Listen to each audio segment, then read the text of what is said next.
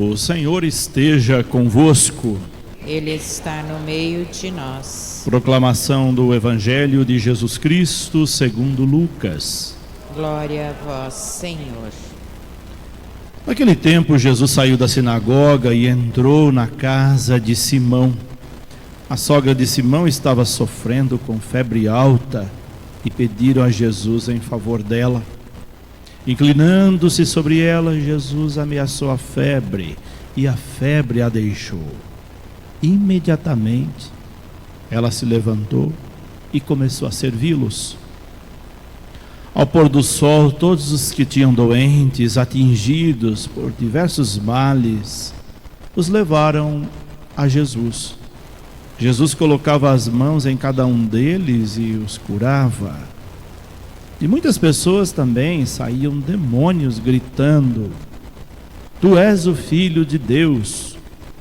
Jesus os ameaçava e não os deixava falar, porque sabiam que ele era o Messias. Ao raiar do dia, Jesus saiu e foi para um lugar deserto.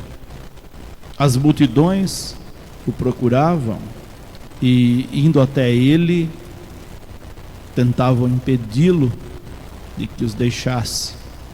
Mas Jesus disse: Eu devo anunciar a boa nova do reino de Deus também a outras cidades, porque para isso é que eu fui enviado.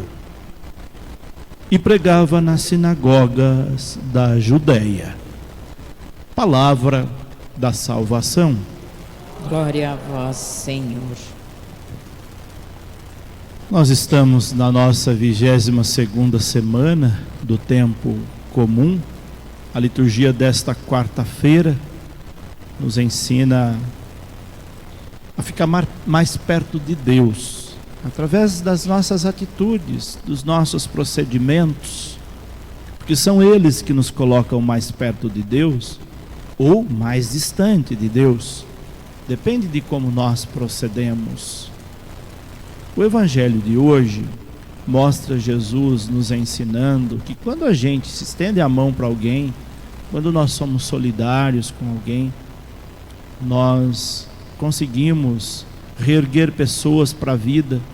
E essas pessoas, quando sentem essa presença de Deus que nós a transmitimos, elas também se tornam discípulas.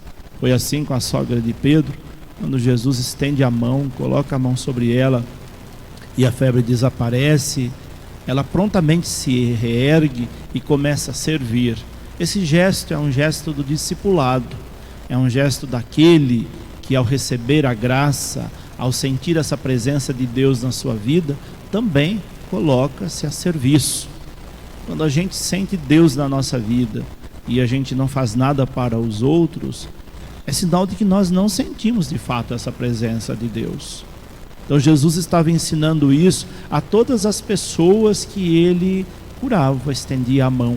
É assim que nós devemos proceder. Quando fazemos o bem, nós conseguimos conquistar as pessoas para o bem, para ser também continuadoras da missão de Jesus. A primeira leitura que nós ouvimos, um trecho da carta de São Paulo aos Coríntios, formação das primeiras comunidades cristãs.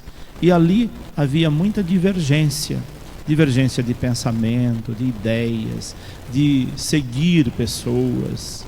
Algo que acontecia naquele tempo e hoje continua acontecendo também de alguma forma. Naquele contexto, Paulo tinha muitos discípulos, pessoas que se identificavam com ele, com a sua maneira de ser, de pregar, de anunciar o Evangelho. Mas também tinha Apolo, que era outro líder religioso, e que muitos seguiam Apolo e viam ideias contraditórias, achavam que quem era discípulo de Apolo não podia ser de Paulo. E nós vemos uma lição belíssima de Paulo de apaziguamento dessas pessoas que achavam que por estar seguindo uma pessoa não poderia seguir outra. Paulo dá uma lição belíssima, vai dizer: nós somos semeadores. Temos que focar naquilo que é mais importante, não é no semeador, mas naquele que faz crescer a semente. Penso que esse alerta serve para nós ainda hoje, quando a gente segue este ou aquele líder, O mais importante é Deus, não é a pessoa que está fazendo alguma coisa. Ela é uma semeadora. Deus é o mais importante e a gente não pode perder esse foco na nossa vida, porque senão a gente acaba seguindo apenas um ídolo e não a pessoa de Deus. Esse risco ainda hoje a humanidade corre, de seguir determinada pessoa, tê-la como um ídolo, mas deixar Deus em segundo plano. Se isso ocorre, nós erramos e erramos feio. Isso vale para todos. Nós não podemos achar que a pessoa é mais importante que Deus. Um pregador exímio, ou uma pessoa que tem uma bela retórica. Aquela pessoa, se ela não for instrumento de Deus, não deve ser seguida. É preciso que nós tenhamos esse discernimento para a gente saber fazer a opção correta e falar: isso é de Deus, isso não é de Deus. E às vezes nós somos enganados pela aparência, pelo discurso, pela maneira da pessoa proceder. O demônio também tinha estratégias de convencimento, e muito eficazes, por sinal. E se a gente não estiver atento, a gente acaba caindo nas suas ciladas, nas suas armadilhas, porque ele aparece como algo perfeito. E muitos que não têm o discernimento acabam seguindo aqueles que vão conduzir por outros caminhos e não no caminho de Deus.